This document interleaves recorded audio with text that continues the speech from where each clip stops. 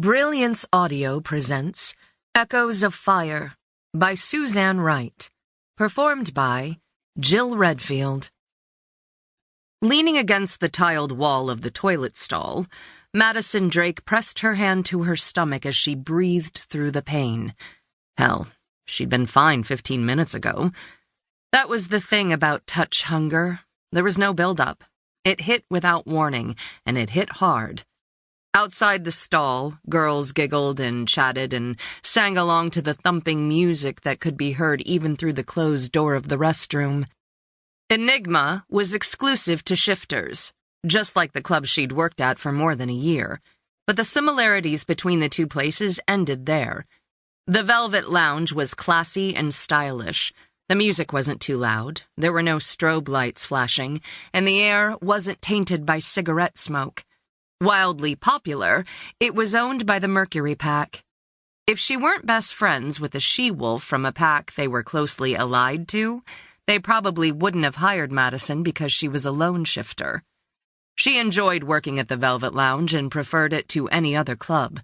But tonight, she didn't need classy.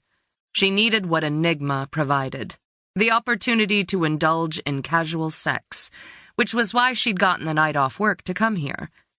Shifters were tactile creatures and needed touch, social and sexual. There was no set point at which touch hunger began if those needs weren't met. It seemed to depend on the individual. For Madisyn, going 6 months without sex was pushing it, which was why for the past 2 weeks she'd been experiencing sporadic hot flashes, night sweats, abdominal cramps, itchy skin, and a restlessness that made her jittery and irritable. Also, her libido often went into overdrive, which only made her edgier. She wouldn't be dealing with it at all if it hadn't been for a certain rat bastard. Her best friend, McKenna, called her a walking lucky charm, and it was true that luck did seem to favor Madisyn. But when it came to her love life, it let her down big time. For a while, she'd been happy with short, shallow relationships, but a pang of loneliness had hit her not long ago, and she hadn't been able to ease it. She'd thought that Luca might just be able to. She couldn't have been more wrong. Online dating wasn't Madisyn's thing, but PlusOne.com not only had successfully united some shifters with their true mates, but had led many others to imprint. Up for pretty much anything, she'd decided to give it a try.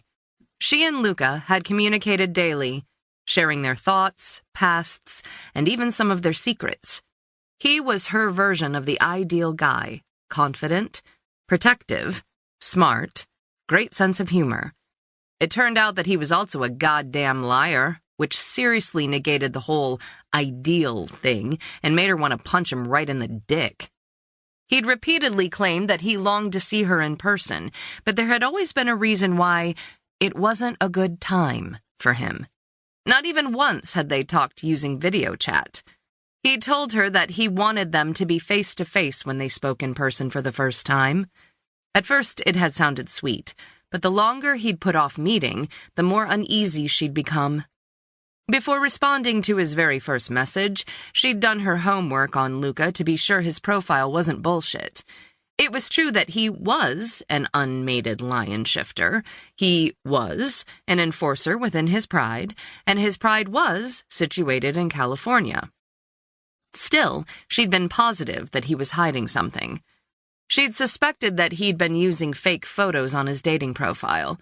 So after 5 months of only texts and phone calls, she'd dug deeper into Luca's background and managed to find some online photos of him.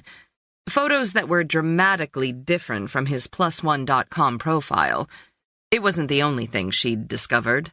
Apparently his pride had warred with another a couple of years ago.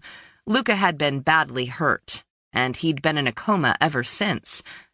Oh yeah, a coma. That meant the guy she'd been talking to was not Luca Finch. So who the hell was he? Well, it sure wasn't the guy in the photos on his profile.